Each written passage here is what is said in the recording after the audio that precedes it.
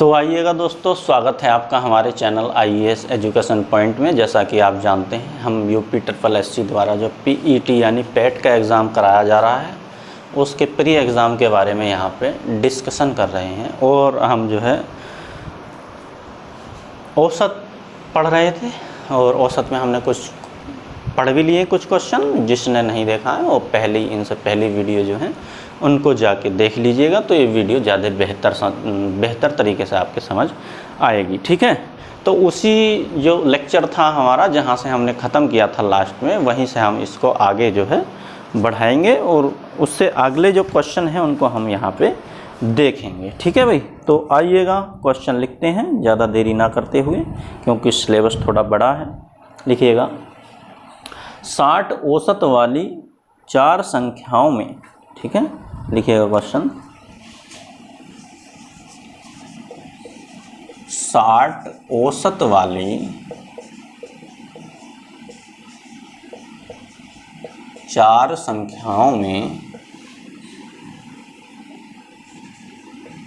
4 संख्याओं में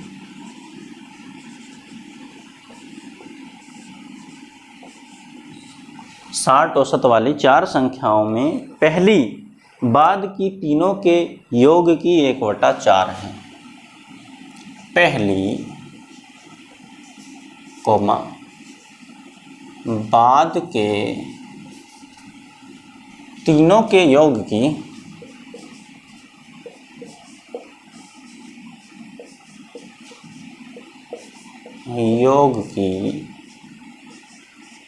1/4 है। ठीक है भाई, ये हमसे कहा है उसने। तदनुसार उनमें पहली संख्या कितनी है? तदनुसार उनमें पहली संख्या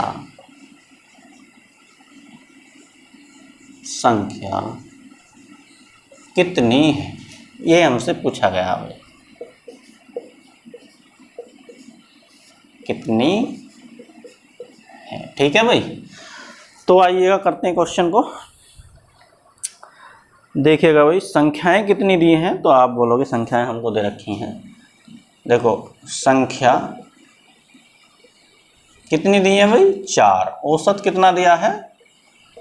तो औसत दिया है इनका 60। ठीक है, ये कह रहा है 60 औसत वाली, यानी औसत कितना है उनका? 60 है। और संख्याएं कितनी हैं? 4 हैं। तो हम यहाँ से यदि चाहें तो इनका योग भी पता कर सकते हैं भाई। ठीक है, योग कितना हो जाएगा, यानी औसत की गुणा जो है हम योग संख्या की गुणा औसत से कर देंगे तो योग हो जाएगा। यानी 6 चौक 24, 24 के पीछे एक 0 लगा दीजिएगा ये वाला, तो 240 इनका योग आएगा। ठीक है, आइएगा फिर क्या कहता है, पहली बाद के तीनों के योग की 1/4 है। देखो, संख्याएं जो 4 है ना, हमने मान लिया भाई पहली संख्या, दूसरी संख्या, तीसरी संख्या, चौथी संख्या। ठीक है, यानी पहली संख्या हमने A मान ली, दूसरी संख्या B मानी, तीसरी संख्या C और चौथी संख्या D। अब ये कह रहा है जो पहली ये वाली जो संख्या है, बाद के तीनों के योग की क्या है? 1/4 है। यदि इन तीनों का हम योग कर दें तो क्या हो जाएगा? 1/4 है। या ऐसा भी कह सकते हैं कि पहली और बाद के तीनों संख्याओं का जो अनुपात है वो कितने के अनुपात में है? 1/4 के अनुपात में। ठीक, 1/4 को हम ये भी कह सकते हैं पहली संख्या का अनुपात बाद की तीनों की संख्या का अनुपात जो है, यानी पहली संख्या का अनुपात और अनुपात बाद की तीनों की संख्या का जो अनुपात है वो कितने के अनुपात में है? 1/4 के अनुपात में है। ये तीनों का अनुपात है 4 और ये खाली इसका अनुपात है। ठीक, और हमसे पूछा क्या गया है, तदनुसार उनमें पहली संख्या कितनी है? पहली संख्या हमसे इसमें पूछी गई है। ठीक है भाई, यहाँ से क्वेश्चन ऐसा नहीं पूछ सकता कि दूसरी संख्या बताइए, तीसरी संख्या बताइए, चौथी संख्या बताइए। ठीक है, क्यों? क्योंकि यहाँ पे जुड़ा हुआ अनुपात है। ठीक, हाँ ये जरूर पूछ सकता है कि इन तीनों का योग बताइए। ठीक है, तो इसका योग यदि हम निकाल देंगे तो इन तीनों का ही तो योग बचेगा, है ना। तो देख लेते हैं भाई, जब इधर योग है तो हम इनका भी अनुपातों का भी क्या ले लेंगे, यहाँ से योग ले लेंगे। ठीक, तो 4 और 1 5 काट दीजिएगा भाई, 5 चौक 20, 4 बचे यहाँ से, उतार लिया 0, काटना नहीं आता तो देखो 24 में भाग दिया है मैंने पहले, ठीक है। 5 चौक 20, 25 में 25 बार ज़्यादा हो जाएगा तो 4 यहाँ से बचा, 20 कट गया होगा, फिर ये 0 उतार लिया तो कितना हुआ 5 8 40, ठीक है। हमसे क्या पूछा गया है, पहली संख्या बताइए, तो पहली संख्या का अनुपात कितना, यही तो है भाई, तो इसी से हम क्या कर देंगे, इसकी गुणा कर देंगे, ठीक है। यानी 48 ही का ना 48, तो पहली संख्या क्या आई हमारी 48, ठीक है भाई। पहली संख्या बराबर 48, यही हमसे क्या था, पूछा गया था। बाद की तीनों का योग पता करना है तो 48 इसमें से घटा दो, बाद की तीनों का योग आ जाएगा, ठीक है। तो इसको नोट कर लीजिएगा, आगे बढ़ते हैं, ठीक है। मैं मिटा देता हूं इसको, नोट कर लीजिएगा।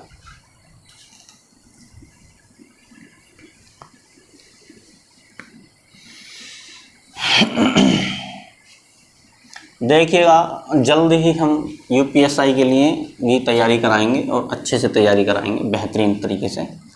जैसे इसकी तैयारी चल रही है वैसे ही उसकी सिलेबस के अकॉर्डिंग बिल्कुल पढ़ाएंगे उसमें भी, ठीक है। सिलेबस से इतर नहीं जाना है, बिल्कुल अकॉर्डिंग टू जो पूछा जाएगा उसी में वही पढ़ाना है, ठीक है, अकॉर्डिंग टू सिलेबस। अगला क्वेश्चन देख लेते हैं भाई, आइएगा।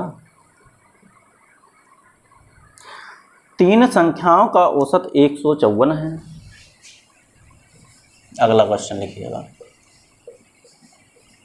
3 संख्याओं का औसत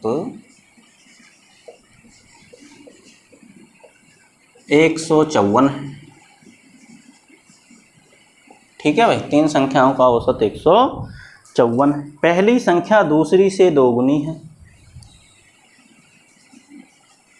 पहली संख्या दूसरी से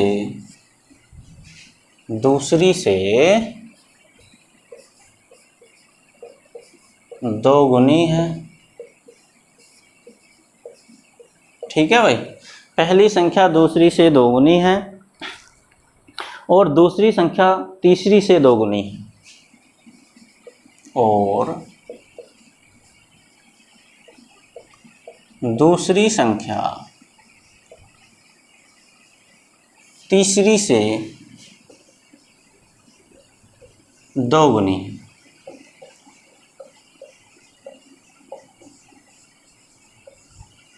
ठीक है भाई, दोगुनी है। पहली संख्या है, पहली संख्या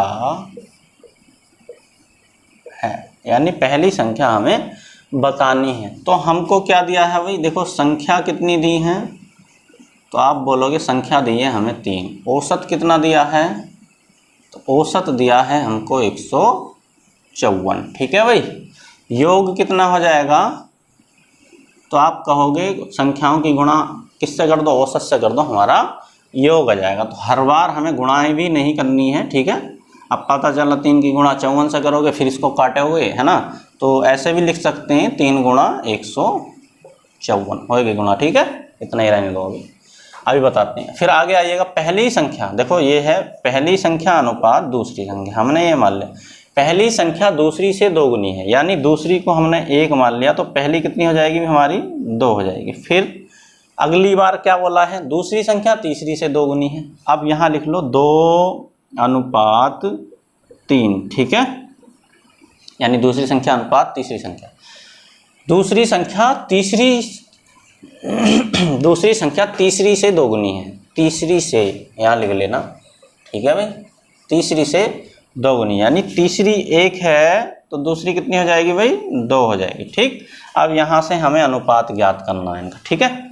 देखिएगा जब दोनों संख्याएं कॉमन चलती हैं तो उनको पास पास लिख देते हैं, ठीक है, ना तो लास्ट में लिखेंगे और ना ही शुरुआत में और ना ही लास्ट में, तो दोनों पास पास होने चाहिए, यानी इनका अनुपात जहाँ से यहाँ ख़त्म हुआ तो यहीं से ये शुरू हो जानी चाहिए, ठीक है। तो देखो यहाँ पे पहली संख्या अनुपात, फिर उसके बाद दूसरी संख्या कोई सी भी लिख देंगे हम, फिर उसके बाद अनुपात तीसरी संख्या, ठीक है भाई। कहने का मतलब ये है पहली और दूसरी तीसरी, यानी दोनों जगह क्या कॉमन चला है, हमारी दूसरी संख्या कॉमन चली है। ठीक है, तो जब हम यहाँ ख़त्म दूसरी से करेंगे तो शुरुआत भी दूसरी लाइन में दूसरी से ही करेंगे। ठीक, तो पहली संख्या अनुपात दूसरी संख्या, चाहे यहाँ से लिख लो चाहे यहाँ से लिख लो, अनुपात तीसरी संख्या। तो अब देखिएगा, हमने जो पहले पहले हैं उनकी गुणा कर लेनी है, यानी इसका पहला और दूसरी लाइन का पहला। ठीक है, इसका पहला ये है, इसका पहला ये है, 2 दूनी 4। ठीक, अनुपात, फिर अंतिम की गुणा कर लो, लास्ट की, 1 की कम 1। ठीक है, अब बीच में बचा हुआ है भाई, लास्ट वाला लास्ट में लिख लिया, पहले वाला पहले, जो बीच वाला है उनकी बीच की गुणा कर लेंगे, तो 2 ही का ना 2। ये आपका अनुपात आ गया। अनुपात निकालना आपको आता होगा संख्याओं का, हमें उम्मीद है इतनी। यदि नहीं आता है तो जैसे हमने बताया वैसे सीख लीजिएगा। अनुपात निकालने के बहुत सारे तरीके हैं, लेकिन हमने ये सबसे आसान तरीका बताया है। ठीक है, तो देखिएगा इधर क्या है भाई, योग है, तो अनुपातों का भी क्या लेना है, हमको योग ही लेना है। ठीक, 4 2 6 और 1 7। ठीक है, आप काट लीजिएगा भाई यहाँ से, 7 दूनी 14। ठीक है, 1 बचा, उतार लिया 4, फिर 7 दूनी 14। ठीक है, अब आसान है, देखिएगा कर लीजिएगा। अब 22 की गुणा हम 3 से आराम से कर सकते हैं, तो 22 तिया 66। जब इन दोनों की गुणा कर लेंगे हम, आसानी है ना, 22 तिया कितना आ जाएगा, 66 आ जाएगा हमारा। अब क्या करना है भाई, हमसे क्या पूछा गया है, पहली संख्या है, तो पहली संख्या का मतलब है जो पहला अनुपात है ना, तो यही तो है भाई, पहली संख्या ये है। तो क्या कर दोगे, पहली संख्या बराबर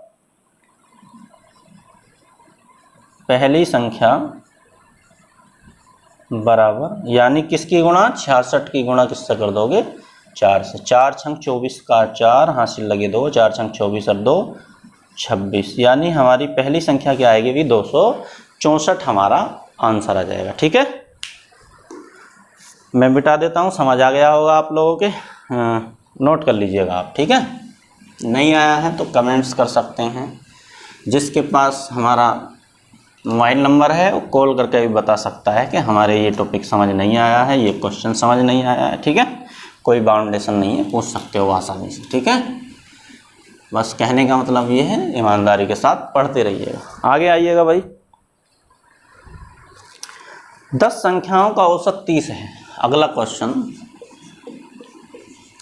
10 संख्याओं का औसत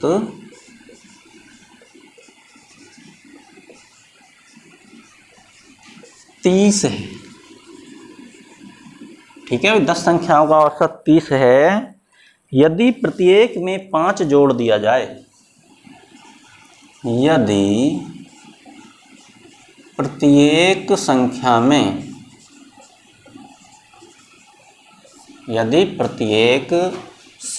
में 5 जोड़ दिया जाए,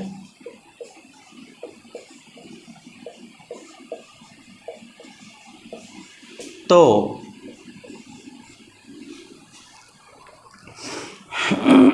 नया औसत कितना होगा, नया औसत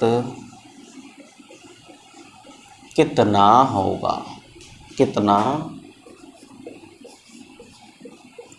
होगा, ठीक है भाई, ये हमको क्या करना है, बताना है कि नया औसत कितना होगा। ऐसा क्वेश्चन हमने पहले भी किया है, आपको शायद याद होगा कि ऐसा था, शायद हम बता रहे हैं कि 20 संख्याओं का औसत 30 है ना। पहले जो हमने पढ़ाया था 20 संख्याओं का औसत 30 है, शायद ऐसे ही दिया था, या 30 संख्याओं का औसत 20 है, ऐसा था शायद। 30 कुछ भी हो, 30 संख्याओं का औसत 20 है। यदि इसमें एक अचर पद सी जोड़ दिया जाता है तो औसत बढ़ के कितना हो जाता है, 22 हो जाता है। तो सी का मान बताइए। ठीक है, यही तो पूछा गया था। जिसने पहली वीडियो नहीं देखी है उसमें देख लीजिएगा। ठीक है, तो भाई देखिए 20 था 22 हो गया, तो कितना बढ़ा है, 2।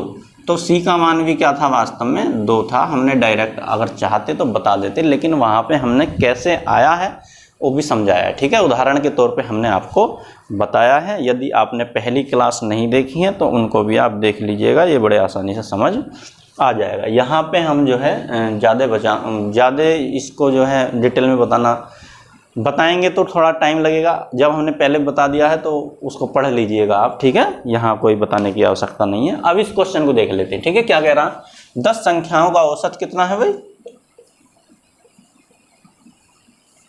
30 है। प्रत्येक में कितना जोड़ दिया, नया औसत। प्रत्येक में ये कह रहा है, प्रत्येक संख्या में, प्रत्येक में जो है कितना जोड़ देता है ये, 5 जोड़ देता है, ठीक है। तो नया औसत बताइए। तो भाई हम जो है इसमें क्या कर देंगे, इसमें 5 जोड़ देंगे औसत में, ठीक है। तो हमारा नया औसत कितना हो जाएगा, 35, ठीक है। ये हमारा क्या हो गया भाई, आंसर हो गया, ठीक। कहने का मतलब ये है, यदि प्रत्येक संख्या में जोड़ेगा तो हमको औसत में ही जोड़ देना है, ठीक है, नया औसत निकल जाएगा। यदि प्रत्येक संख्या में से घटा भी तो सकता है भाई, तो हमें क्या कर देना, औसत में से इतना क्या कर देना है, घटा देना। जैसे इसी क्वेश्चन को मैं दूसरे रूप में बोलूं, 10 संख्याओं का औसत 30 है, यदि प्रत्येक संख्या में 5 घटा दिया जाए तो नया औसत बताइए। तो क्या हो जाएगा भाई, इस औसत में से ही 5 घटा दो, कितना हो जाएगा, 25 हो जाएगा फिर, है ना। क्वेश्चन ऐसा भी आ सकता है, ठीक है। मैं मिटा देता हूँ इसको। जिसने ये नहीं देखी ये वाली वीडियो, ये सी अचर पद वाली, उसको देख लीजिएगा, पिछली वीडियो में है, ठीक है। तो आसानी से समझ आ जाएगा मैंने यहाँ पे किया क्या। कोई इतने बड़े क्वेश्चन नहीं है जो आपको इतना टाइम लेना पड़े इनमें। आइएगा आगे, आइएगा भाई, देखते हैं।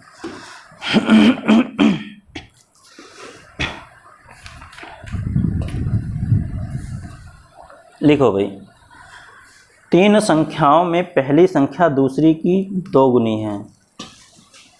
अगला क्वेश्चन ऐसे भी कराए हैं वैसे। 3 संख्याओं में,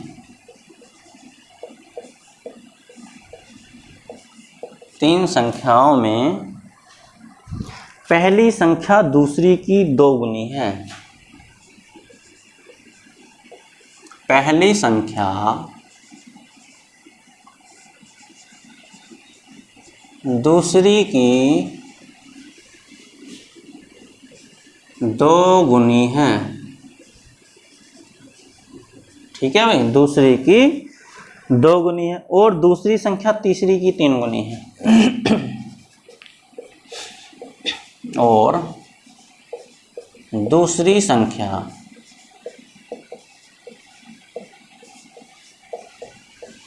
तीसरी की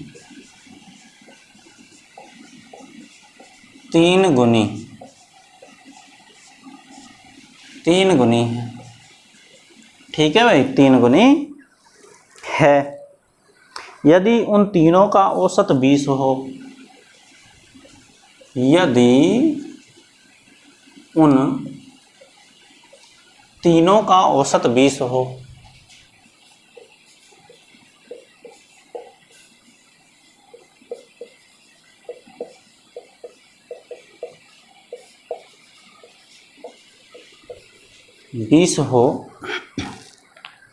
तो सबसे बड़ी और सबसे छोटी संख्या का योग बताओ। तो सबसे बड़ी और सबसे छोटी संख्या का योग बताओ, ठीक है भाई। ये आपको क्या करना है, बताना है। तो आइएगा करते हैं क्वेश्चन, पढ़ो वही सवाल। 3 संख्याओं में पहली संख्या दूसरी की 2 गुनी है। आ जाइएगा, पहली अनुपात दूसरी। 3 संख्याओं में पहली संख्या दूसरी की 2 गुनी है, यानी दूसरी को हमने 1 मान लिया तो ये क्या हो जाएगी भाई, 2 हो जाएगी। फिर अगली लाइन क्या बोली है, और दूसरी संख्या तीसरी की 3 गुनी है। जो दूसरी संख्या है वो क्या है, तीसरी संख्या की क्या है, 3 गुनी। यानी तीसरी को हमने 1 मान लिया तो ये कितनी हो जाएगी भाई, 3 हो जाएगी। ठीक है, मैंने अभी बताया था आपको कि जो संख्या कॉमन चलती है उनको दोनों को पास पास लिख लेते हैं, ना तो उसे लास्ट में लिखते हैं और ना ही उसको शुरुआत में लिखते हैं। ठीक, यानी जहाँ से हमें देखो पहली संख्या अनुपात दूसरी संख्या, फिर दूसरी संख्या अनुपात तीसरी संख्या, तो जहाँ हमने है यहाँ पे ख़त्म किया है यहीं से हमें शुरू करना है। दूसरी संख्या से यहाँ पहली संख्या दूसरी संख्या ख़त्म हुई है तो फिर यहाँ शुरुआत भी दूसरी संख्या अनुपात तीसरी संख्या से होना चाहिए। ठीक है, तो देखो पहली संख्या अनुपात, देखो ये दूसरी है, कॉमन है दोनों में, तो लिख लीजिएगा दूसरी संख्या अनुपात, इसके बाद क्या है ये तीसरी संख्या है। ठीक है भाई, अब ये हमने लिख लिया, तो पहले पहले अनुपात की गुणा कर लेंगे तो 2 तिया कितना आ जाएगा भाई 6, फिर अंतिम की अनुपात की गुणा कर लेंगे तो लास्ट में लिख देंगे 1 ही कम 1, अब बीच में बचा है तो बीच वाले अनुपात की क्या कर लेंगे गुणा कर लेंगे, 3 ही करना 3। ठीक है, तो अब क्या पूछा गया है, तीनों संख्याओं का औसत 20 है। अब आ जाइएगा भाई, संख्या उसने हमें पहले ही बता दिया है कितनी है 3, औसत कितना बताया है उसने, औसत बताया है 20, तो हमें पता है योग यहाँ से हम निकाल ही लेंगे भाई। योग कितना हो जाएगा, दो संख्या की गुणा औसत से कर दो तो योग आ जाएगा यानी 60। ठीक है, जब इधर योग ले रहे हैं तो इन अनुपातों का भी क्या लेना है, हमको योग ही लेना है। कितना आया भाई बताइएगा, 10। ठीक है भाई, तो क्या पूछा गया है,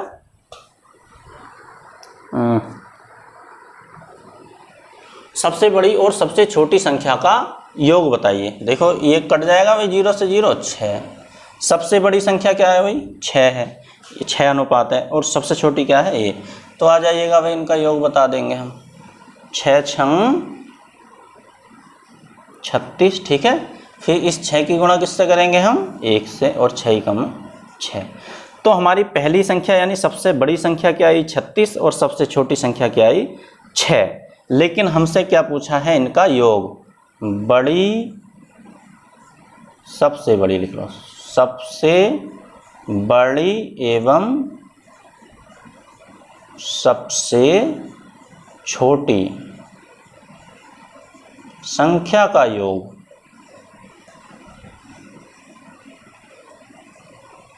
कितना हो जाएगा भाई, जोड़ दो, 36 + 6 यानी 36 + 6 बराबर 42 हमारा क्या आ जाएगा, आंसर आ जाएगा। ठीक है, तो इसको नोट कर लीजिएगा, आगे बढ़ते हैं, अगला क्वेश्चन देखते हैं। इसको मैं मिटा देता हूँ। ठीक है, देखिएगा लिख लिख के पढ़ाने का यही फ़ायदा है, हम नहीं चाहते, हम बोल के भी पढ़ा सकते हैं, PDF भी आपको उपलब्ध करा सकते हैं, लेकिन इनका कोई फ़ायदा नहीं है।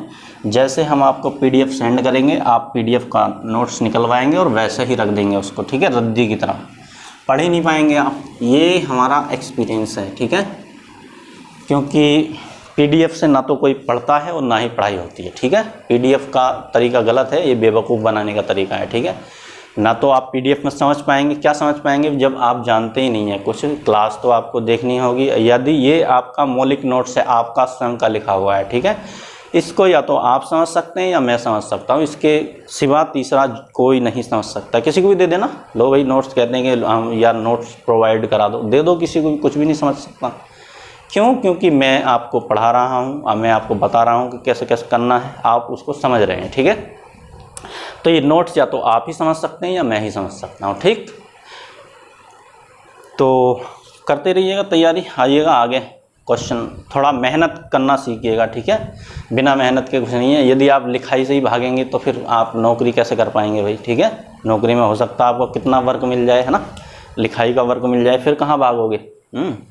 फिर बोलोगे क्या नौकरी में जाकर मना कर दोगे कि मुझे नहीं लिखना, या मुझे PDF में सेंड कर दूंगा मैं, ऐसा बोलोगे।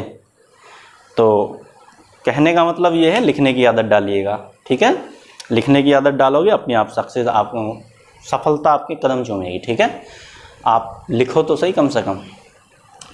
अगर नहीं लिखने की आदत है तो इसका मतलब ये है सीधा सीधा कि आप अभी लिखना भी नहीं जानते हैं और आप नौकरी के बारे में सोच रहे हो, है ना।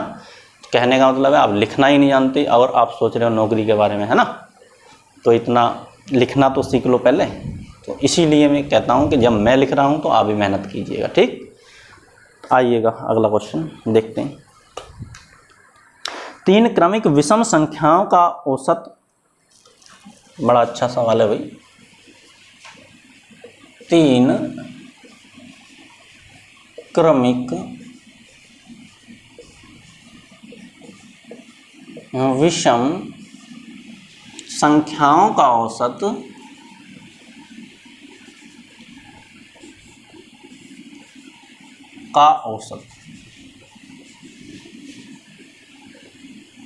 तीन क्रमिक विषम संख्याओं का औसत उनमें पहली संख्या की 1/3 से 12 अधिक है। ठीक है, कॉमा उनमें पहली संख्या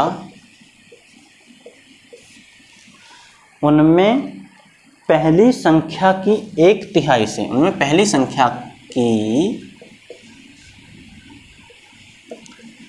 1/3 उनमें पहली संख्या की 1/3 से 12 अधिक है। 12 अधिक है। ठीक है भाई, 12 अधिक।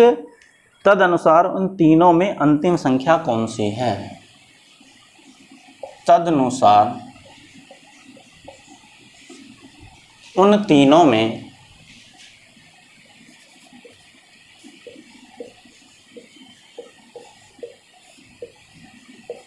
अंतिम संख्या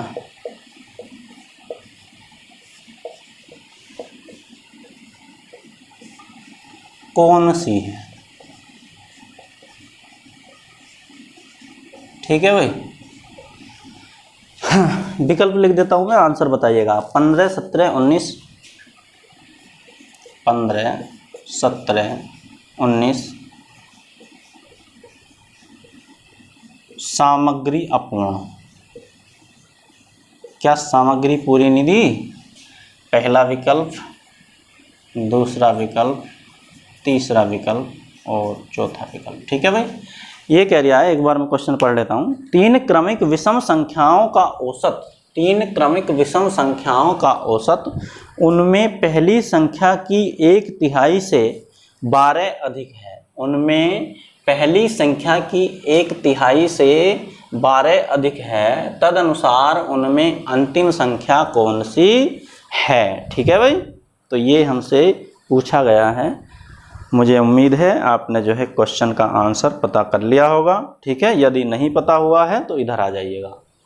देखिएगा, ये कह रहा है तीन क्रमिक क्रम से हों और कैसी हों? विषम संख्या हो। ठीक है, विषम, ये बड़ा ध्यान रखना। और विषम है ही, ये विषम ही, जब पूछेगा विषम तो ऑप्शन भी विषम ही देगा, है ना। संख्याओं का औसत उनमें पहली संख्या की 1/3 से 12 अधिक है। ठीक है, तीन क्रमिक विषम संख्याओं का जो औसत है, यानी कहने का मतलब ये है, तीन क्रमिक विषम संख्याओं का जो औसत है, यानी इन तीनों संख्याओं का जो औसत है, उनमें पहली संख्या की 1/3, यानी जो पहली संख्या है उनमें उसका 1/3 कर दो, उससे कितना अधिक है? वो औसत जो है 12 अधिक है। ठीक, तो तदनुसार उन तीनों में अंतिम संख्या कौन सी है? ठीक है, तो भाई मैंने विकल्प से इस क्वेश्चन को करना है। ठीक है, मैंने माना अंतिम संख्या कितनी है भाई? अंतिम संख्या मैंने मान लिया भाई, अंतिम संख्या मेरे पास 15 है। इससे पहली क्या हो जाएगी भाई? 13 है। इससे पहली क्या हो जाएगी विषम संख्या? तो आप कहोगे 11। ठीक है भाई, यही तो है। जब अंतिम संख्या मैंने मान लिया, मैंने विकल्प से क्वेश्चन को कर रहा हूँ, विकल्प मैंने उठाया, मैंने माना भाई ये अंतिम संख्या कौन सी है।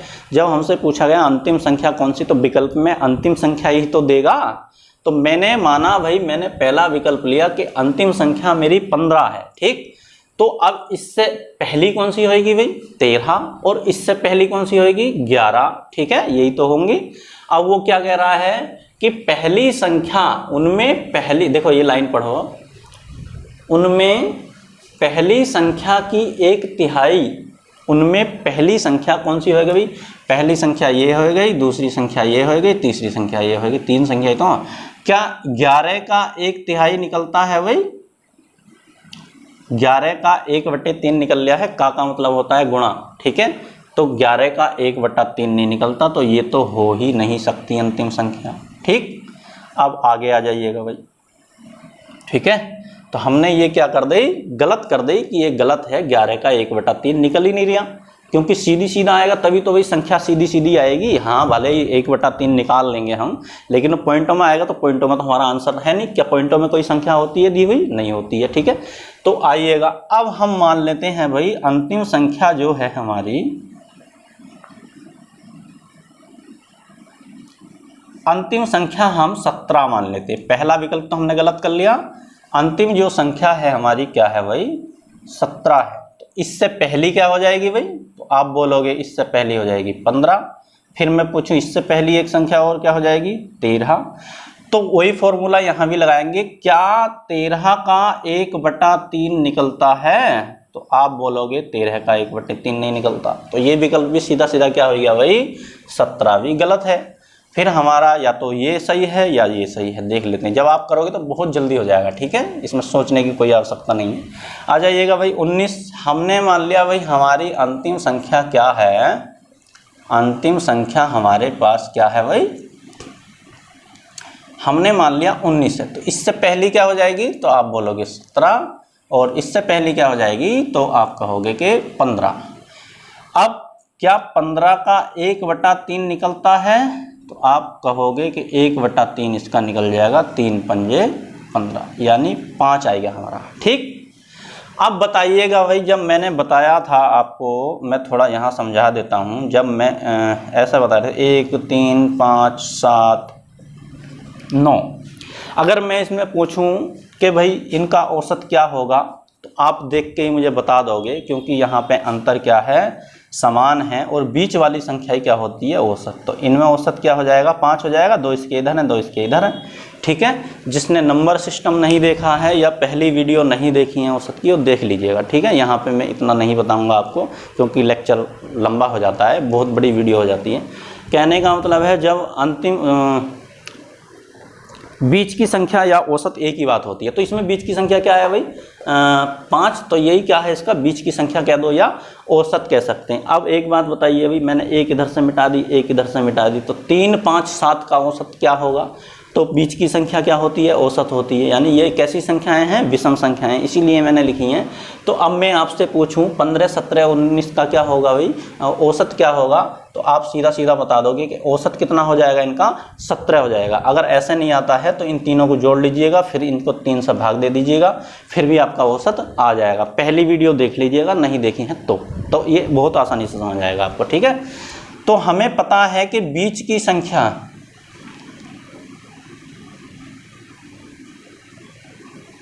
या औसत एक ही बात है, तो हमें यहाँ पे औसत निकालना नहीं पड़ेगा, ठीक है। तो हमें पता है बीच की संख्या या औसत कितना भाई, 15 17 19, ठीक है। 15 17 19 में औसत पूछे तो हमारा क्या है भाई, औसत हमारा हो गया 17। अब आ जाइएगा क्या कह रहा, देखो 3 क्रमिक विषम संख्याओं का औसत, 3 क्रमिक विषम संख्याएं ये रही, इनका औसत कितना आएगा, 17 है, ये पता चल रहा है यहाँ से, ठीक है। अगर नहीं आता है तो पहली वीडियो देख लीजिएगा। अब हम कह रहे हैं 3 क्रमिक विषम संख्याओं का औसत, देखो 15 17 और 19 का औसत, तो बीच वाली संख्या की क्या होती है, औसत। तो ये आएगा 17 औसत, ठीक है। पहली संख्या की 1/3, तो पहली संख्या क्या है, 15, 15 का हमने 1/3 निकाल लिया, तो कितना आया भाई, 5 से 12 अधिक है 1/3 से, ये लिख लेना भाई, 1/3 से 12 अधिक है। औसत जो है कितना अधिक है, 12 अधिक है। अब ये देखिएगा भाई, जो हमने 1/3 निकाला है उससे औसत कितना अधिक है, 12 अधिक ही है भाई, है ही नहीं बात समझ में। औसत कितना अधिक है, 12 अधिक है। तदनुसार उन तीनों में अंतिम संख्या कौन सी है। देखो सारी कंडीशन यहाँ पे क्या हुई हैं, फॉलो हुई हैं, तो हमारा आंसर क्या हो जाएगा भाई, 19 हमारा आंसर सही हो जाएगा। एक बार और समझा देता हूँ मैं इसको, आप समझ लीजिएगा, ठीक है। देखो ये कह रहा है 3 क्रमिक विषम संख्याओं का औसत, उनमें पहली संख्या की 1/3 से 12 अधिक है, ठीक है।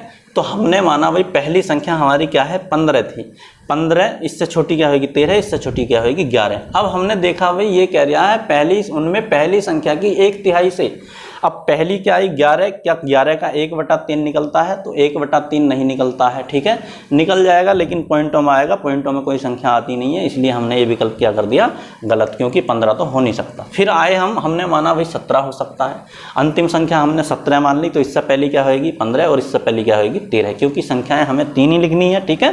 अब पता चला भाई हमने देखा 13 का भी 1/3 नहीं निकलता है, तो ये विकल्प भी हमारा क्या हो जाता है, गलत हो जाता है। फिर हम आगे आते हैं, तो हमने माना भाई हमारी अंतिम संख्या तीसरे विकल्प से हमारी अंतिम संख्या जो है 19 है, तो इससे पहली संख्या 15 हो जाएगी, उससे पहली संख्या क्या हो 17 हो जाएगी, और उससे पहली संख्या क्या हो जाएगी 15 हो जाएगी। अब हमने देखा 15 का 1/3 निकलता है, तो हाँ निकलता है, कितना आ जाएगा 5 आ जाएगा।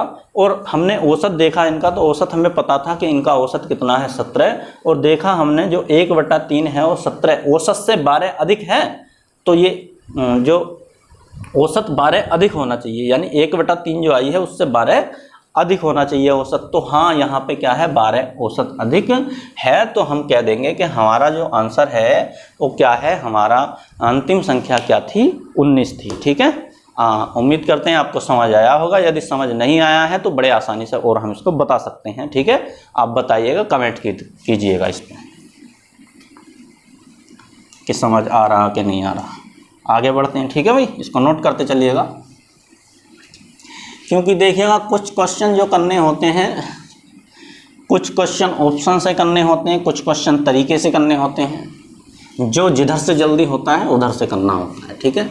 ऐसा नहीं है हमसे कोई क्वेश्चन पेपर में बैठ के या जहाँ क्लासरूम में या जहाँ हम एग्ज़ाम दे रहे होंगे कि भाई तरीका बताइए, तो तरीके पे कोई नहीं जाएगा, बस आपसे आंसर पूछा जाएगा, आंसर ये है तो आप बताओगे है, नहीं तो नहीं, ठीक है। आपसे आंसर ही पूछा जाएगा, कोई तरीका वरीका नहीं पूछा जाएगा, ठीक है। लिखित होता तो लिखित के तरीके से पढ़ाते हैं फिर, ठीक है। आइएगा भाई आगे बढ़ते हैं।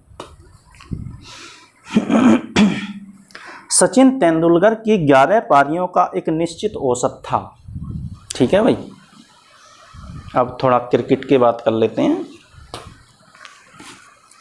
सचिन तेंदुलकर की 11 पारियों का एक निश्चित औसत है। अगला क्वेश्चन लिखिएगा, सचिन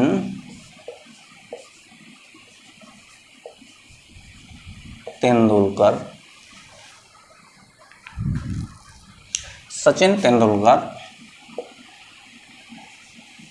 की 11 पारियों का एक निश्चित औसत है। 11 पारियों का एक निश्चित औसत है, एक निश्चित औसत है।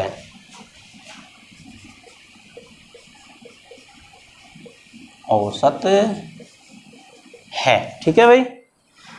सचिन तेंदुलकर की 11 पारियों का एक निश्चित औसत है। उसने अपनी 12वीं पारी में 120 रन बनाकर, उसने अपनी 12वीं पारी में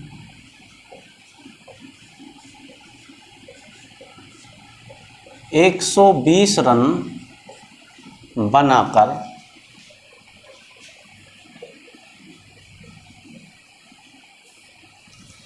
120 रन बनाकर अपने औसत में 5 रन की वृद्धि कर ली। अपने औसत में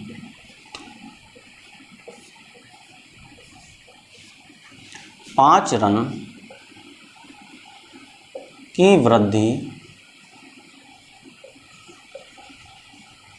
कर ली, वृद्धि कर ली, ठीक है भाई। तदनुसार उसका नया औसत कितना है? तदनुसार उसका नया औसत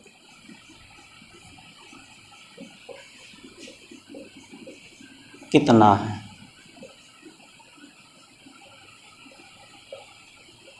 ठीक है भाई।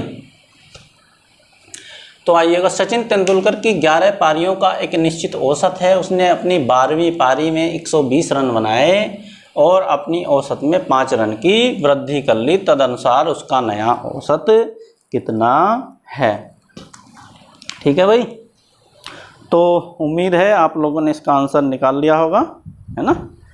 यदि नहीं पता है तो हम करा रहे हैं, देख लीजिएगा। आइएगा भाई, देखते हैं क्या कह रहा है।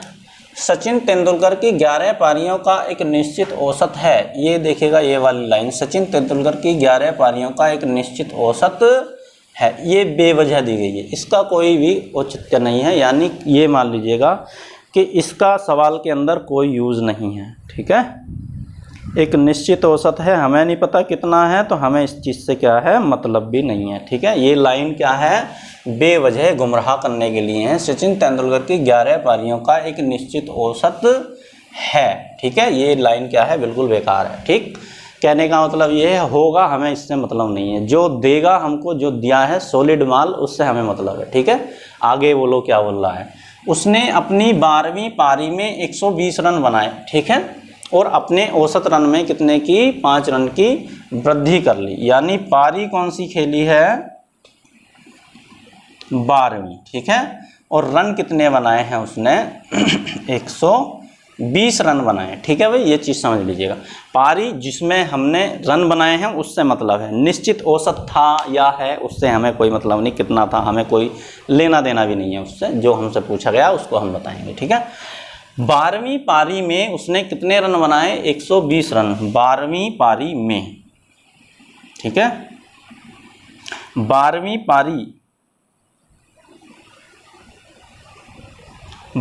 पारी में उसने 120 रन बनाए, जिससे उसके औसत रन में क्या हुआ भाई, 5 रन की वृद्धि हो गई।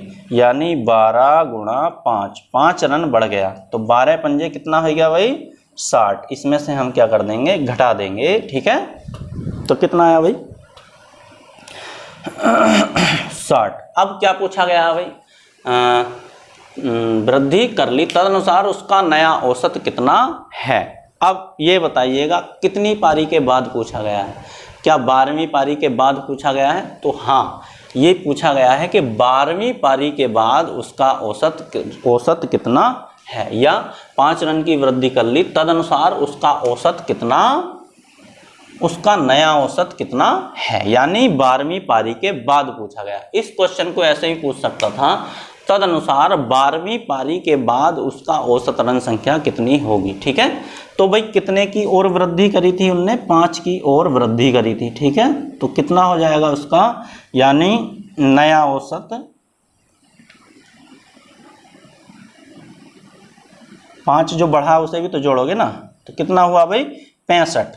तो नया औसत पूछ ले तो कितना आएगा 65। या इसी को पूछ सकता था, इसी क्वेश्चन को ऐसे ही पूछ सकता था, 12वीं पारी के बाद, 12वीं पारी के बाद औसत।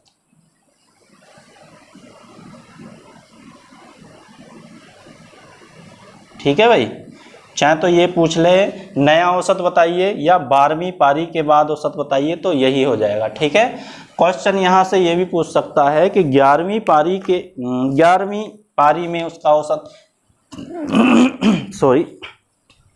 12वीं पारी के बाद उसका औसत क्या था भाई 65 था। अब पूछ ले 12वीं पारी से पहले, है ना, ऐसे भी तो पूछ सकता है। ये अगला क्वेश्चन है 12वीं पारी से पहले,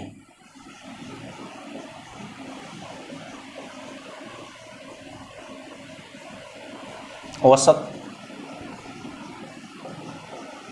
ठीक है भाई, तो 12वीं पारी के बाद तो उसका औसत हो गया कितना 65, तो 12वीं पारी से पहले कितना था 60 ही तो होगा भाई, 5 बढ़ा है ना, 65 तभी तो हुआ, तो 12वीं पारी से पहले कितना होगा 60 होगा, है ना, 12वीं पारी से पहले।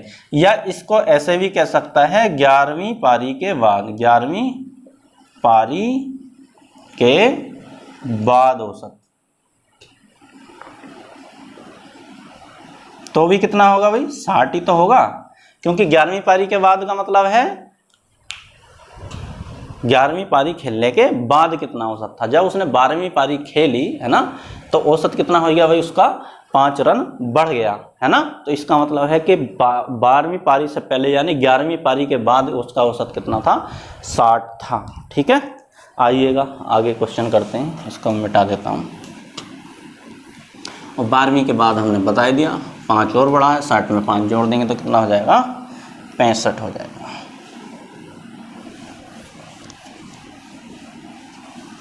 आगे आइएगा भाई।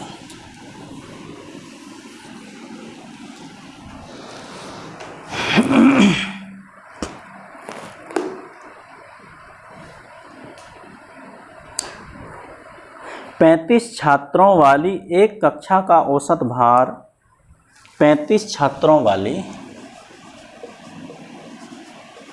35 छात्रों वाली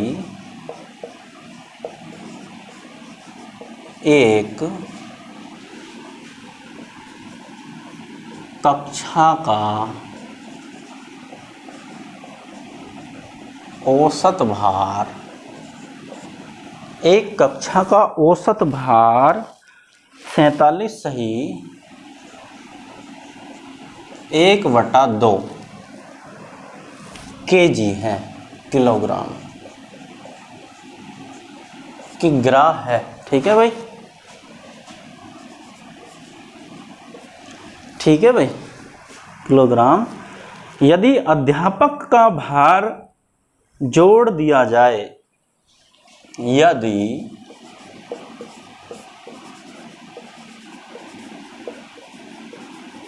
अध्यापक का भार जोड़ दिया जाए,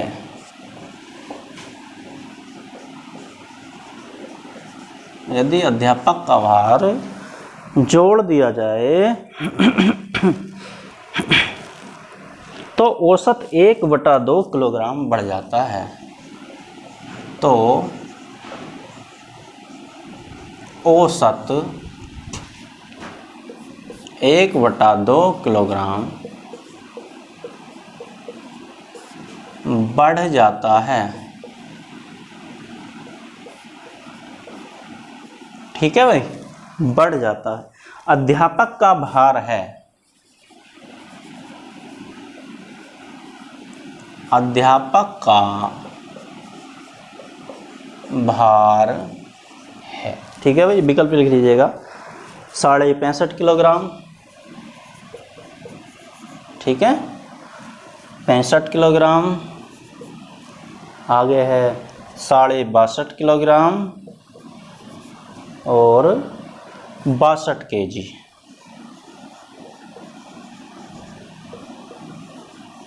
तो आंसर तो आपका आ गया होगा भाई, नहीं आया तो कोई बात नहीं। ठीक है, आइएगा।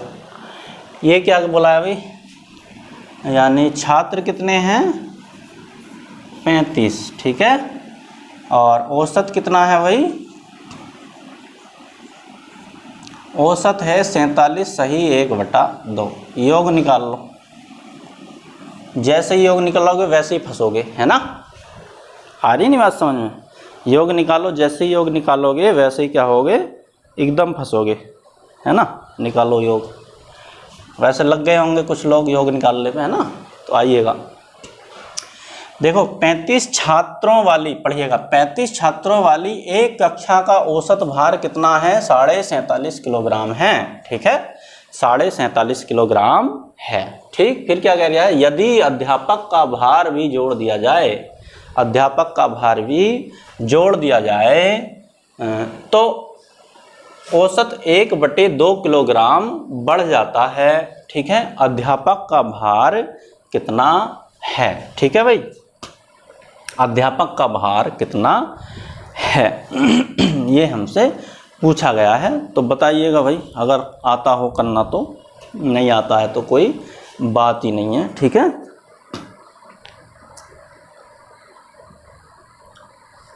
ऐसे क्वेश्चन कराए हैं हमने। ठीक है, शुरुआत वाली वीडियो देख लीजिएगा, यदि नहीं आता है तो शुरुआत वाली वीडियो क्या कर लीजिएगा, देख लीजिएगा जाएगा। ठीक है, तो आप क्या हो जाएंगे, आसानी से इस क्वेश्चन को कर जाएंगे। ठीक है भाई,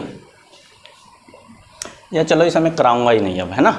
तुम अपना कमेंट्स करना जितने, ये मान लीजिएगा मैंने ये क्वेश्चन कराया है। ठीक है भाई, ये क्वेश्चन क्या किया है, मैंने कराया है, और देखते हैं कौन कौन इस क्वेश्चन को कर सकता है। ठीक, ये थोड़ा टेस्ट भी हो जाएगा आप लोगों का, है ना। बस थोड़ा क्या है, ये जो है 47.5 दिया है, विकल्प मैंने आपको दे दिए हैं।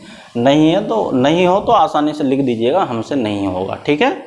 बड़े इतना तो कर सकते हो कि हमसे नहीं हुआ, कमेंट्स कर सकते हो, जिससे हुआ है वो आंसर दे दीजिएगा, ठीक है। अगला नेक्स्ट क्लास में हम बता ही देंगे इसको, ठीक है। तो ये आपका होमवर्क रहा, ठीक है भाई। देखते हैं योग निकाल के कितने करते हैं, फिर क्या सीखा है तुमने, क्या नहीं सीखा है, ठीक है, कहाँ से क्या कर सकते हैं। आइए अगला क्वेश्चन लिखते हैं भाई।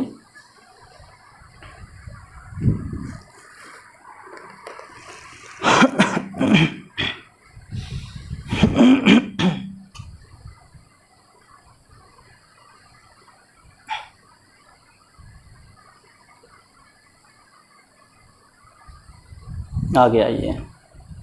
एक नाव में बैठे हुए 5 व्यक्तियों का औसत भार 38 किलोग्राम है। क्वेश्चन लिखिएगा। एक नाव में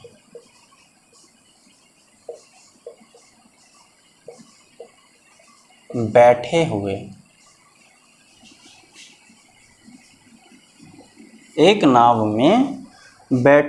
5 व्यक्तियों का औसत भार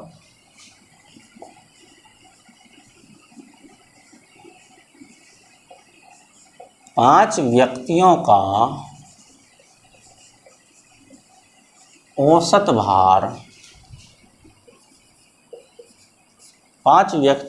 औसत भार 38 किलोग्राम है, यानी 38 किलोग्राम है। उसी नाव का और उसमें बैठे व्यक्तियों का औसत भार, ठीक है भाई, उसी नाव का और उसमें बैठे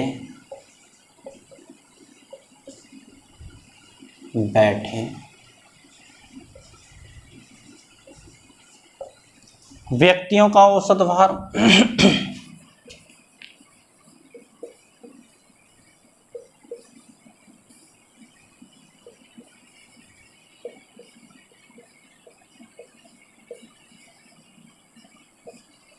और उसका क्या बोला है, उसी नाव का और उसमें बैठे व्यक्तियों का औसत भार 52 किलोग्राम है, 52 kg है, ठीक है भाई। तो तदनुसार नाव का भार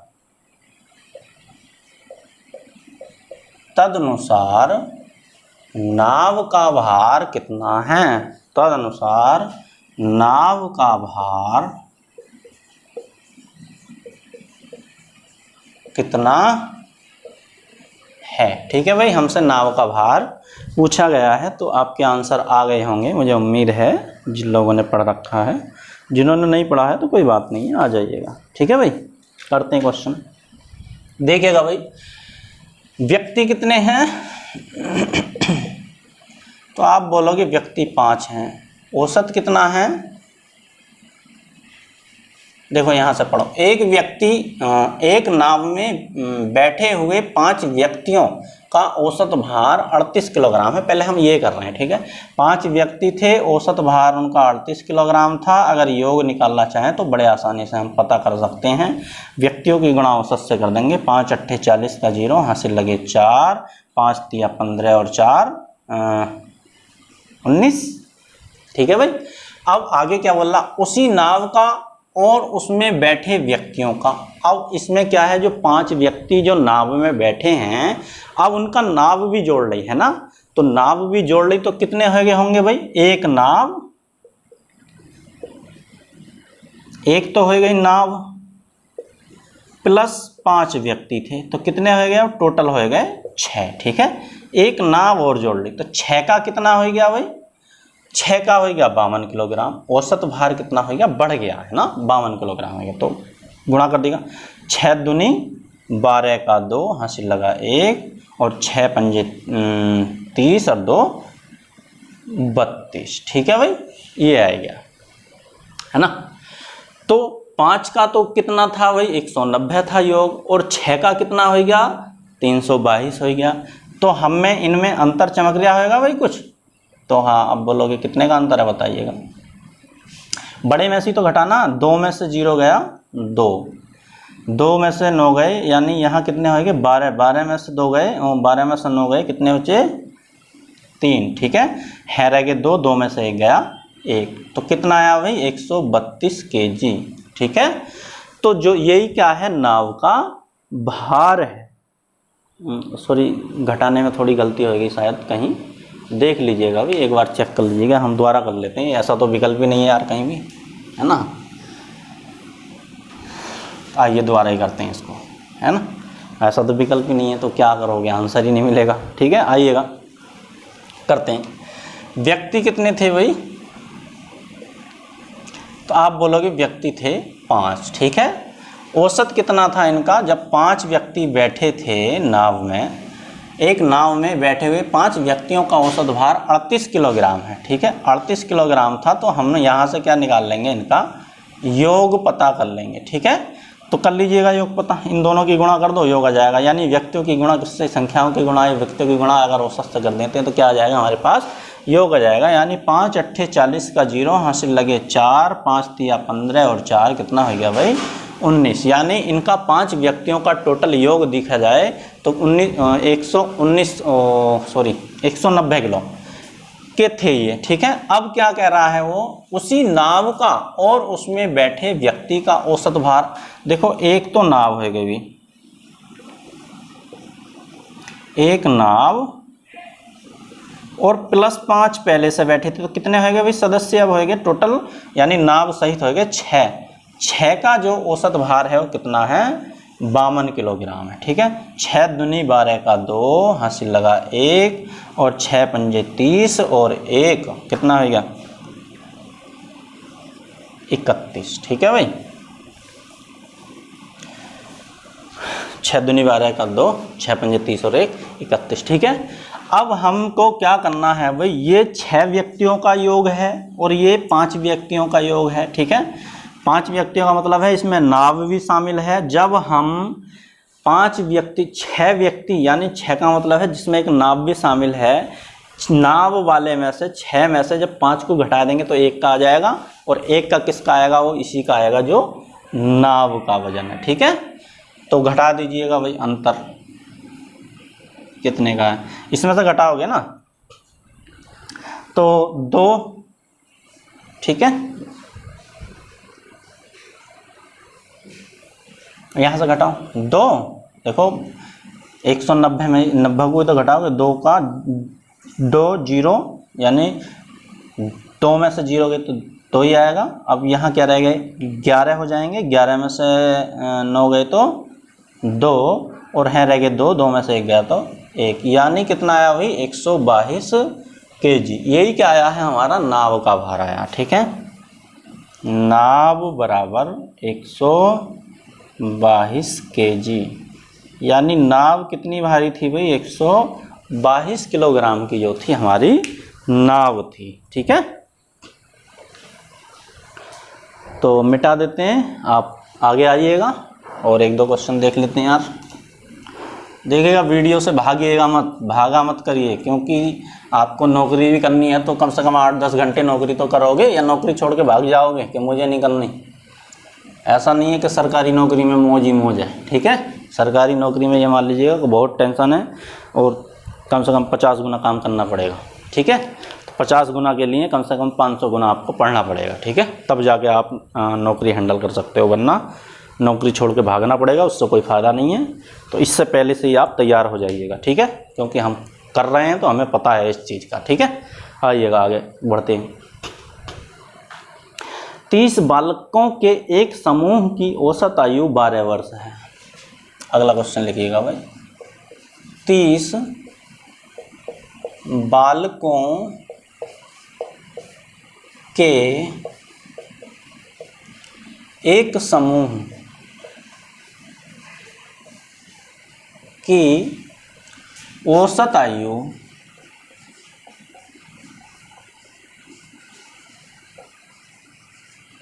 30 बालकों के एक समूह की औसत आयु 12 वर्ष है।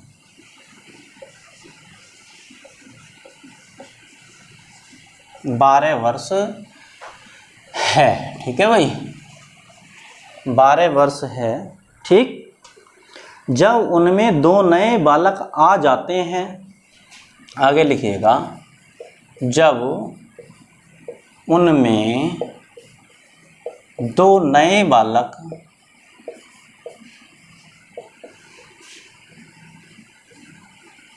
आ जाते हैं, ठीक है, जब उनमें 2 नए बालक आ जाते हैं तो औसत आयु 1/4 वर्ष बढ़ जाती है। तो औसत आयु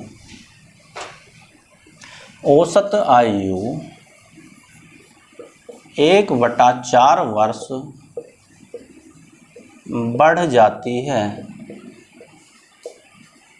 ठीक है भाई, 1/4 वर्ष बढ़ जाती है। तो दो नए बालकों की औसत आयु वर्षों में क्या है? 2 नए बालकों की ऐसा क्वेश्चन भी कराया है। औसत आयु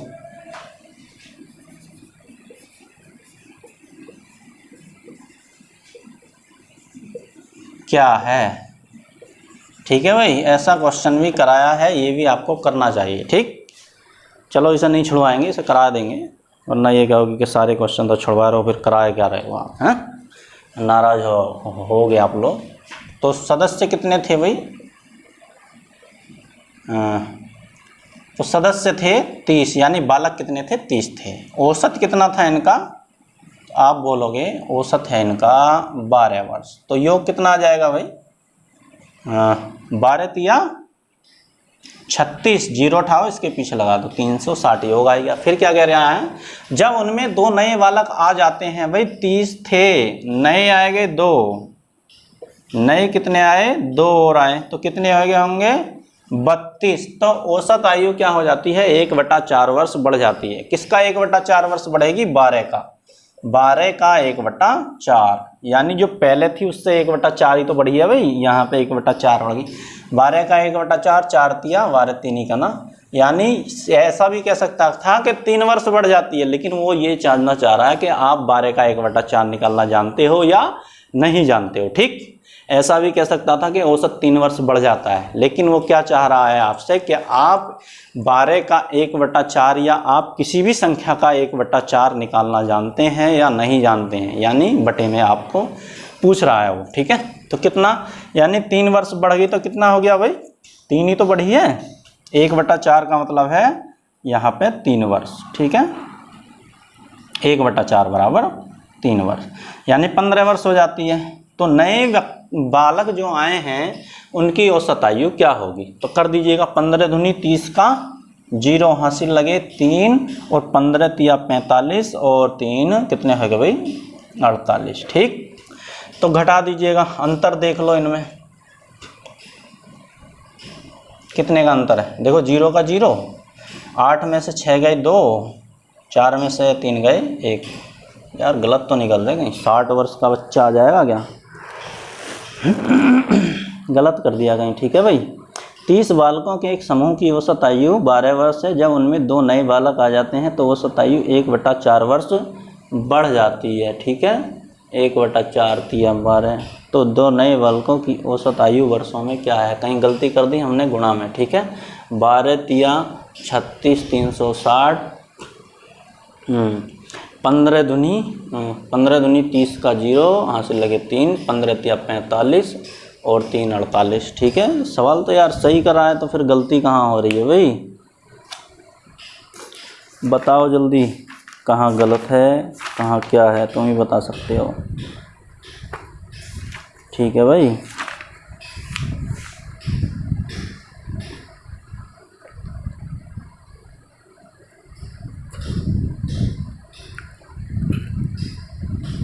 ओहो सॉरी, गलती कर बैठे हैं, ठीक है।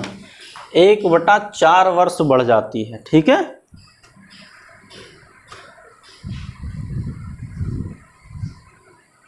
दो नए बालक आ जाते हैं तो 1/4 वर्ष बढ़ जाती है। आइएगा, कोई बात नहीं है, इसे मैं बिठा देता हूँ, दोबारा करवाते हैं इसको।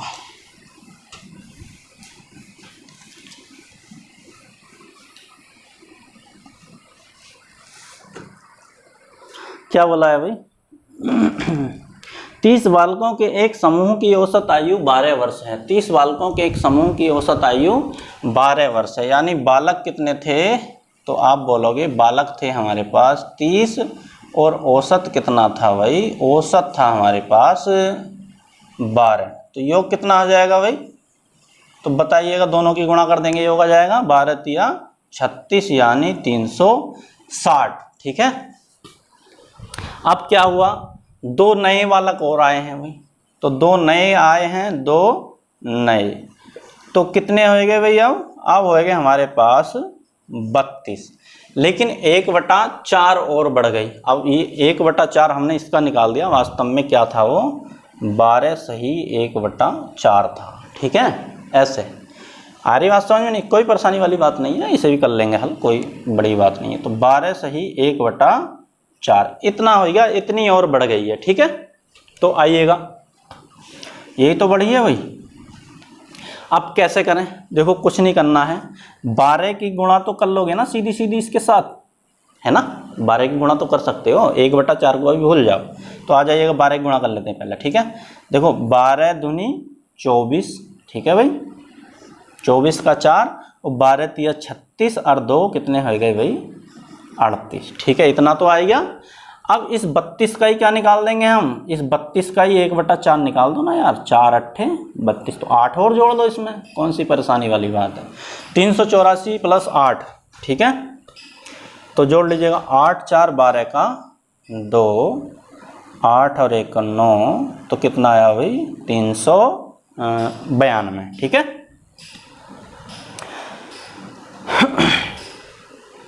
तो कितनी बढ़ी है भाई? अंतर अब देख लीजिए कितने का अंतर है। ये चीज़ समझ में आई कि नहीं जो हमने बताई? देखो, 30 बालक थे, औसत आयु 12 वर्ष थी, तो हमने योग निकाल लिया 360, ठीक। अब इधर आ जाइएगा, 1/4 बढ़ी है तो 12 सही 1/4 ही होगी, ठीक है। अब इससे घबराइएगा मत, 12 सही 1/4 से, ठीक है। अब क्या करना है भाई हमको? 12 की गुणा तो हम इससे सीधी सीधी कर सकते हैं ना। देखो, 12 दूनी 24 का 4 हासिल लगे 2, 12 तिया 36 और 2 कितने हो गए? 38 यानी 384। अब 32 का 1/4 निकाल लेंगे तो 32 का 1/4 कितना आया? 4 8 32 यानी 8 आ जाएगा। तो हमारा हो गया भाई 384 और 8 कितने हो गए? 392 हो जाते हैं, ठीक है। ऐसे भी कर सकते हैं, बहुत सारे तरीके निकालने के, तो ऐसे भी कर सकते थे हम। देखो, 12 चौक 48 और 1 49/4 और गुणा कितना कर सकते थे? 32। ऐसे भी कर सकते हैं, बहुत सारे तरीके निकाल लेंगे, कोई उसमें जैसे आप चाहो वैसे कर सकते हो, ठीक है। लेकिन मैंने बड़े आसान तरीके से बताया है। तो आइएगा भाई, अंतर देख लेते हैं कितने का। 2 का 2, 9 में से 6 गए तो कितने बचे भाई? 3। लेकिन ये आई है 32 वर्ष, 2 बच्चे थे, इनका भी क्या पूछा है हमसे? औसत पूछा है। तो इन 2 से हम क्या कर देंगे? भाग दे देंगे, तो कितना आ जाएगा हमारा? 16 वर्ष, ठीक है। तो 2 नए बच्चे जो आए थे उनकी औसत आयु कितनी थी भाई? 16 वर्ष थी। उम्मीद करते हैं ये समझ आया होगा। मैं इसको मिटा देता हूँ, फिर आगे बढ़ते हैं। देखिएगा, लेक्चर थोड़ा लंबा हो जाता है, लेकिन देखते रहिएगा आप। कोई ऐसा नहीं है हमें कि जो है भाई इसको थोड़ा छोटा कर देंगे, भाई थोड़ी मेहनत तो आपको करनी पड़ेगी, है ना। छोटे छोटे लेक्चर से भी कोई फ़ायदा नहीं है, उसमें 2-2 सवाल कराएं, है ना। कम से कम 10-20 सवाल जब तक ना हो तो फिर पढ़ने का फ़ायदा क्या है।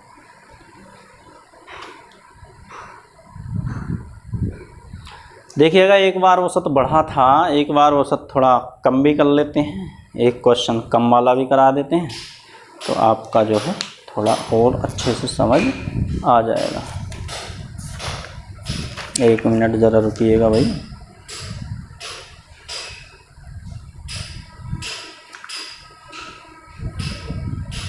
लिखिएगा, चलो। एक बल्लेबाज 19वीं पारी में 78 रन बनाता है। एक बल्लेबाज 19वीं पारी में 78 रन बनाता है। एक बल्लेबाज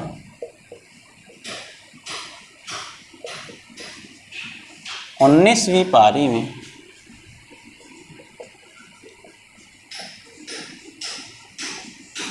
78 रन बनाता है।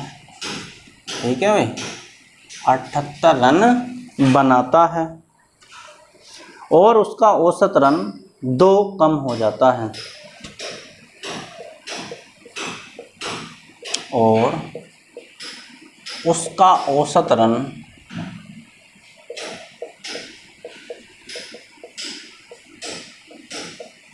2 कम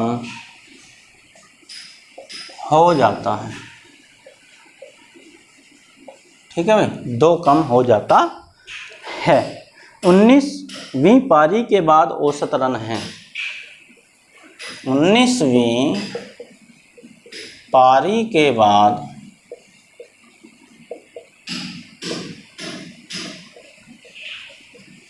औसत रन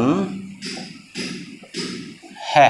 ठीक है भाई, 19वीं पारी के बाद औसत रन है। ठीक है, तो पारी कौन सी खेली है भाई, इसमें आलतू फालतू कुछ नहीं दिया है। 19वीं पारी खेली है। रन कितने बनाए हैं, तो रन बनाए हैं उनने 78। ठीक है, और ये क्या हुआ है भाई, एक बल्लेबाज 19वीं पारी में 78 रन बनाता है और उसका औसत 2 रन क्या हो जाता है, कम हो जाता है। ठीक है, 19 दूनी 38। इधर क्या कर देंगे, जोड़ देंगे, है ना। कम हुआ है ना, माइनस हुआ है, तो इधर क्या हो जाएगा, प्लस हो जाएगा। 19 दूनी 38। ठीक है भाई, कर दो, जोड़ दो। 8 दूनी 16 का 6, 7 3 10 और 1 11। ठीक है, 8 8 16 है ना, 8 और 8 16 का 6, 7 3 10 और 1 11। ठीक है भाई, कितना है भाई, पढ़ेगा सवाल। 1 मिनट जरा होल्ड कर लीजिएगा।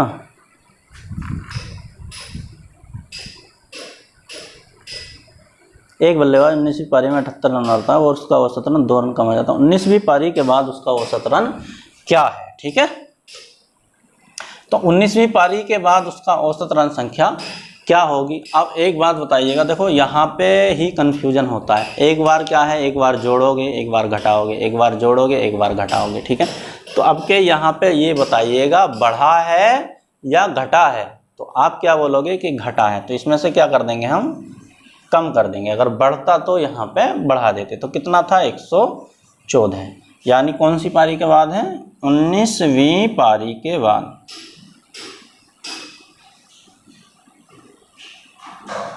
ठीक है भाई, 19वीं पारी के बाद औसत रन संख्या कितनी है उसकी, 114 है। ठीक,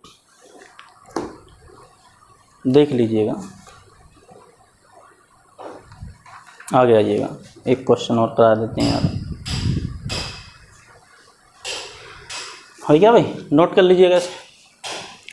समझ आया कि नहीं आया, एक बार और बता देता हूँ। ठीक है, अभी पहले हमने बढ़े हुए वाला किया था, जो बढ़ता था औसत, एक बार घटाया है। देखो, एक बल्लेबाज 19वीं पारी में 78 रन बनाता है और उसका औसत 2 रन कम हो जाता है 19वीं पारी के बाद उसका औसत रन संख्या क्या है। देखो, पारी कितनी खेली, 19, रन कितने, 2 रन कम हुआ, माइनस लिख दिया हमने कमी के लिए। ठीक है, 19 दूनी 38, इधर क्या हो जाएगा, जुड़ जाएगा। ठीक है, तो कितना हुआ भाई, 116। अब 2 रन जो कम हुआ है उसको क्या करोगे, घटाओगे, तो कितना आया हमारा, 19वीं पारी के बाद औसत रन संख्या उसकी क्या थी भाई, 19वीं पारी के बाद उसकी औसत रन संख्या कितनी थी, 114 थी। अब पूछे 19वीं पारी से पहले, तो लिख लो क्वेश्चन, 19वीं पारी से पहले। ठीक है, औसत रन। अगला क्वेश्चन है ये, अब वीडियो तो बड़ा हो ही रहा है। ठीक है, 19वीं पारी से पहले औसत रन कितना था भाई, तो आप बताओगे भाई 2 ही तो कम हुआ है, 2 कम हुआ तो कितना होएगा, 116 होएगा ना। इसी को हम कह सकते हैं 18वीं पारी के बाद। 19वीं पारी से पहले लेकिन 18वीं पारी के बाद भी तो कह सकते हैं इसी चीज़ को। तो 18वीं पारी के बाद भी पूछा जाएगा तो औसत रन संख्या कितनी हो जाएगी, 116 हो जाएगी। आइए एक क्वेश्चन और कर लेते हैं, ठीक है। बाकी अब यहाँ से क्वेश्चन कोई आपका बचने वाला है नहीं, इन क्वेश्चनों को भी नोट कर लेना जो हमने बोले हैं, ठीक है। आइए एक सवाल और कर लेते हैं भाई। एक क्रिकेटर का 10 पारियों में रनों का औसत 60 है।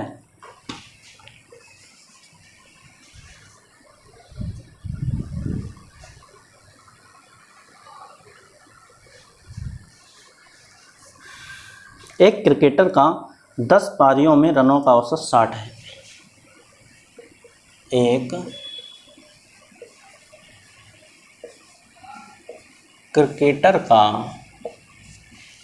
एक क्रिकेटर का 10 पारियों में रनों का औसत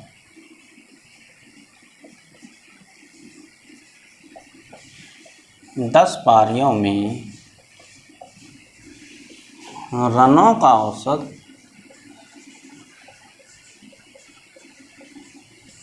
60 है, ठीक है भाई।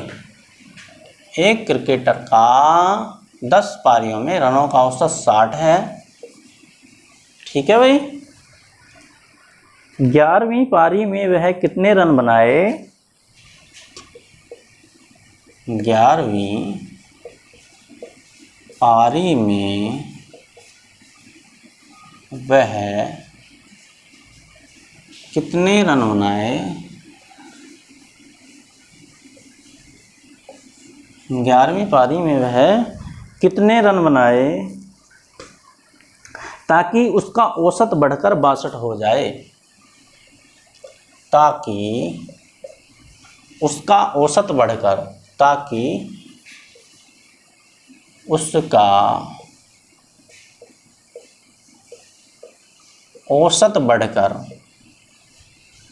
कितना हो जाए भाई? 62 हो जाए, ठीक है भाई। ये हमसे पूछा गया है।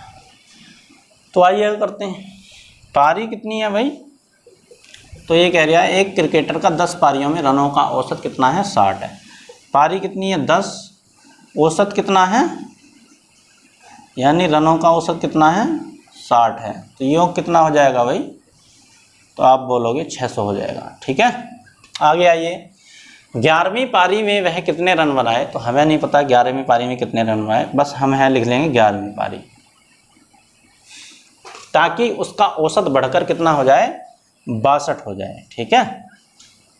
अब 11 की गुणा कर लो 62 से। देखो 11 की गुणा किसी भी संख्या से जब करनी हो तो ऐसा करते हैं, 2 का 2, 6 का 6 लिख दिया और इन दोनों को जोड़ के बीच में लिख दो। तो कितना आएगा भाई? 682। तो इनकी गुणा कितनी आएगी? 682। ये चीज़ समझ में आई नहीं आई? देखो 11 को अब भूल जाओ, 11 की किसी भी संख्या से गुणा करना, ठीक है। तो 2 का 2 लिख दिया, इधर वाली संख्या इधर लिख दी, दोनों को जोड़ के मैंने बीच में लिख दिया, यानी कितना आ गया? 682। ये गुणा हो गई, ठीक है। अब एक बात बताओ, इन दोनों में अंतर कितना है भाई? 10 पारियों में उसका रनों का योग इतना था 600, 11 पारियों में उसका रनों का योग हो गया 682। तो कितने रन फालतू हैं? अधिक, या अंतर कितने का है? 82 का। बात समझ में आ रही है नहीं? देखो 10 पारियों का रन योग कितना है? 600। 11 पारियों का रन योग कितना है? 682, ठीक है। तो उसने 11वीं पारी में कितने रन बनाए होंगे? 82, ठीक है। तो 11वीं पारी के रन, 11वीं पारी के रन बराबर 82, ठीक है भाई। यानी वो 82 रन बना ले तो उसका औसत कितना हो जाएगा? 62 हो जाएगा, ठीक है। ये चीज़ें आपको समझ आई होंगी, मैं उम्मीद करता हूँ। यदि समझ नहीं आया है तो ईमानदारी के साथ आप बताइएगा, और जो क्वेश्चन हमने दिया है उसका आंसर आप बताइएगा, ठीक है। कल हम, यदि नहीं है तो कल हम बताएंगे, उसे कराएंगे, ठीक है। कराने को तो बहुत सारे तरीके हैं, इनको भी बहुत सारे तरीक़ों से करा सकते हैं, लेकिन आपको भी समझ आना चाहिए, ठीक है। तो पढ़ते रहिएगा। फिर हमने जैसा कि बताया है, जल्द ही हम एक या कल या परसों में जो है यूपीएसआई का सिलेबस डिस्कशन करेंगे, और फिर बिल्कुल अकॉर्डिंग टू सिलेबस जो है उसकी भी तैयारी हम आपको यहाँ पे कराएंगे, ठीक है। बहुत बेहतरीन तरीके से तैयारी कराएंगे। देखिएगा जिसका यूपी पेट या यूपीएसआई में हमारे यहाँ से ईमानदारी के साथ अगर पढ़ने से सिलेक्शन होता है तो एक बार हमें कॉल करके ज़रूर बताइएगा कि हाँ मेरा इस एग्ज़ाम में सिलेक्शन हो गया है, ठीक है। हम आपसे फेस टू फेस यानी यहाँ पे अपने जहाँ रिकॉर्ड कर रहे हैं यहाँ पे आप वीडियो आपकी बना के अपलोड करेंगे, ठीक है। तो आप मेहनत करते रहिएगा, आपको एक तो हमसे मिलने का मौका भी मिल जाएगा, ठीक है ना। तो मेहनत करते रहिएगा, बस इतना ही कहना है। वीडियो को शेयर करिए या ना करिए ये आपके ऊपर है, लाइक करिए नहीं करिए ये आपके ऊपर है, कमेंट्स कीजिए या ना कीजिए वो आपके ऊपर है, आप जानिए। हमारा काम है पढ़ाना, तो हम पढ़ाते रहेंगे, ठीक है। तो मिलते हैं नेक्स्ट वीडियो में, तब तक के लिए धन्यवाद।